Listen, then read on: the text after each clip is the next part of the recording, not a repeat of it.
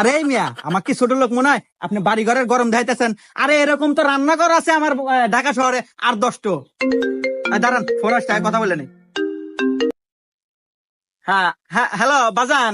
হ্যাঁ আব্বু কও। ও তুমি হেলিকপ্টার কিনবা? আচ্ছা আব্বু, আমি বুকিং দিয়ে দিতেছি। এ কি কয় রে, ছাওয়াল এক দিব হেলিকপ্টার কিনা, এ তো বিশাল বড় কোটিপতি রে। এক যদি মোবাইল দিবার পারি, এবার ঈদ আমাকে জাক জমক কাট পরে। হ্যাঁ আচ্ছা, ঠিক আছে ঠিক আছে। আরে ভাই, আপনি দালাল করে ডাক দিছেন, আমি তেমন মাইন্ড করি নাই। আমাদের এটা তো ব্যবসা, আমার দাদা করছে, তার দাদা করছে, আমার বাপ করছে, আমিও করি। আসলে এটা আমাদের বংশের ঐতিহ্যবাহী ব্যবসা। আপনি কি জন্য আছেন তাই কহেন।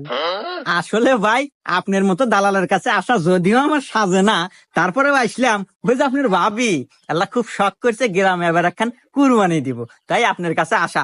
আপনি একটু দেহা শুনে ওই ভালো একটা গলের গরু কিনে দিবেন। তো আসলে ভাই, গ্রামে